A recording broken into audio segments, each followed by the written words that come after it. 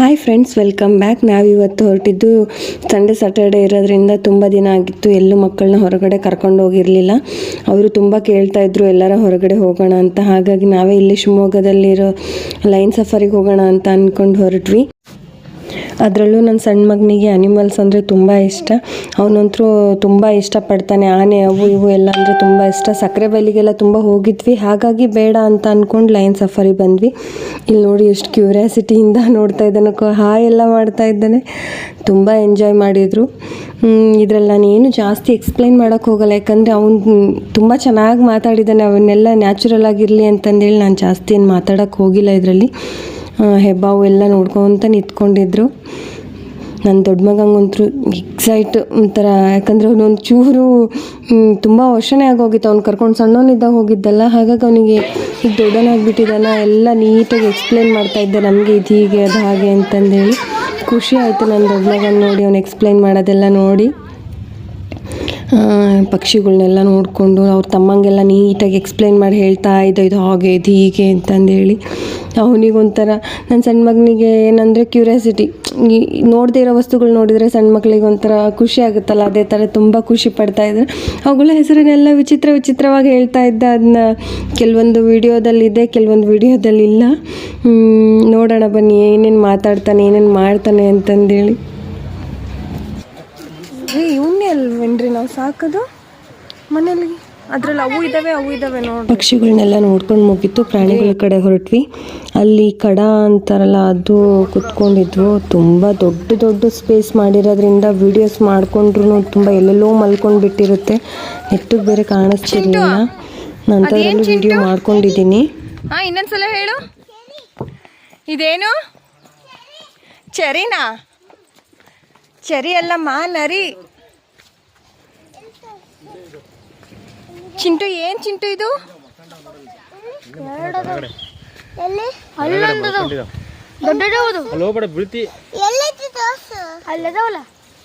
ಚಿಂಟು ಏನ್ ಚಿಂಟು ಇವು? ಚರಿ ಅಂತ ಹೇಳ್ಕೊಂತ ಅಡ್ಡಾಡ್ತಾ ಇದ್ದ.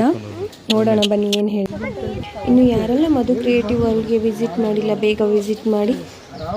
ಇನ್ನು ಯಾರೆಲ್ಲ ನನ್ನ ಸಬ್ಸ್ಕ್ರೈಬ್ ಮಾಡಿಲ್ಲ, ಬೇಗ ಹೋಗಿ ಸಬ್ಸ್ಕ್ರೈಬ್ ಮಾಡ್ಕೊಳ್ಳಿ, ಲೈಕ್ ಮಾಡಿ, ಶೇರ್ ಮಾಡಿ, ಕಮೆಂಟ್ ಮಾಡಿ. ಏನೋ ಎರಡಿದಾವ ಅಲ್ಲೇ ಮಕ್ಕಂಡತ್ ನೋಡಿ. ಇಲ್ಲಿ ನಂಗೆ ಆಶ್ಚರ್ಯ ಆಗಿದ್ದು ಅಂದರೆ ಮಂಗಗಳಿಗೂ ಮನೆ ಮಾಡಿದ್ರು. ಇದೇ ಆಶ್ಚರ್ಯ ಆಗಿದ್ದವು. ಒಂದು ಕಡೆ ಇಟ್ಕೊಂಡಿರೋದೇ ಕಷ್ಟ. ಅದಾದಮೇಲೆ ಕರಡಿ ನೋಡಿದ್ವಿ. ಎರಡೇನೋ ಕರಡಿ ಇದ್ವು. ತುಂಬ ಹತ್ತಿರದಿಂದ ಕರಡಿ ನೋಡ್ದಂಗಾಯಿತು ತುಂಬ ದಿನದ ಮೇಲೆ.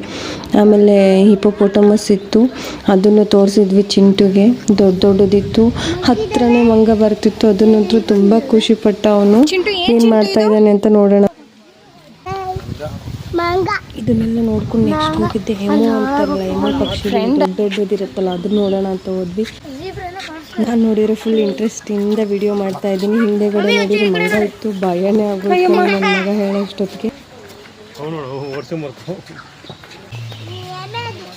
ಏನೋ ಸೌಂಡ್ ಮಾಡ್ತಿದ್ದಾರೆ.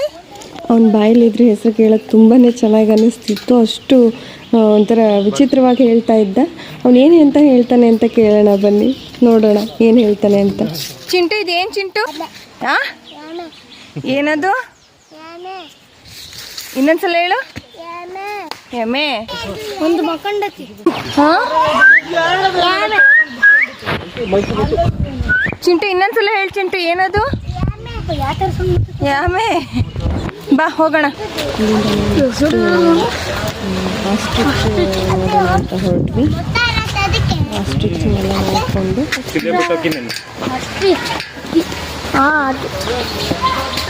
ಎಂತ ಚಿಂಟು ಇದು? ಆಸ್ಟ್ರಿಚ್. ಏನಿದು? ಅಷ್ಟಿದು. ಹಾ, ಆಸ್ಟ್ರಿಚ್.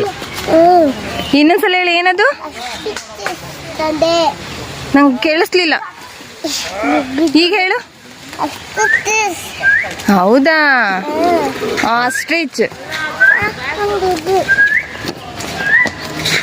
ಪದೇ 2-3 ಸಲ ಕೇಳೋಷ್ಟೊತ್ತಿಗೆ ಸಿಟ್ಟು ಬಂದೋಗಿತ್ತು.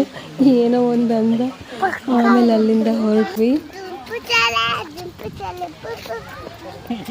ಯೂಟ್ಯೂಬಲ್ಲೆಲ್ಲ ಸಾಂಗ್ಗಳನ್ನೆಲ್ಲ ನೋಡಿ ಕಲ್ತ್ಬಿಟ್ಟಿದ್ದಾನೆ. ಧೂಮಚಾಲೆ ಸಾಂಗ್ ಹೇಳ್ತಾ ಇದ್ದ. ಆಟ ಸಾಮಾನು ನೋಡಿದ ತಕ್ಷಣ ಫುಲ್ ಓಡು, ರನ್ನಿಂಗ್ ರೇಸಲ್ಲಿ ಓಡ್ದಂಗೆ ಓಡಿ ಅಲ್ಲಿ ಹೋಗಿ ನಿಂತ್ಕೊಂಡಿದ್ದ. ಅದು ಬೇಕಿದ್ದು ಬೇಕಂತಂದೇಳಿ ಅಲ್ಲೊಂಚೂರು ಶಾಪಿಂಗ್ ಮಾಡ್ಕೊಂಡು ಅಲ್ಲಿಂದ ಹೊರಟ್ವಿ.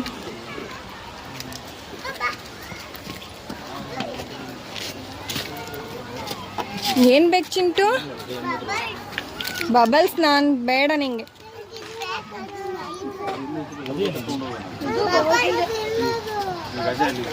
ಬಬಲ್ಸ್ ಬೇಕು ಅಂದ. ಅವನಿಗೆ ಬಬಲ್ಸ್ ತಗೊಂಡು ಅಲ್ಲೇ ಅದನ್ನೆಲ್ಲ ಚೆಕ್ ಮಾಡ್ಕೊಂಡು ಅಲ್ಲಿಂದ ಹೊರಟ್ವಿ.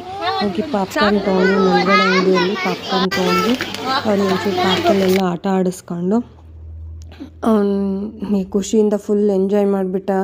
ಇವತ್ತಿನ ದಿನ ಎಷ್ಟು ಪ್ರಾಣಿಗಳು ನೋಡ್ದ, ಎಲ್ಲ ಆಟ ಆಡಿಕೊಂಡು ನಾವು ಮನೆಗೆ ಹೊರಟ್ವಿ ಪಾಪ್ಕಾರ್ನ್ ತಿನ್ಕೊತ. ಆದರೆ ನನ್ನ ಸಣ್ಣ ಮಗ ಬರೋಕ್ಕೆ ರೆಡಿ ಇರಲಿಲ್ಲ.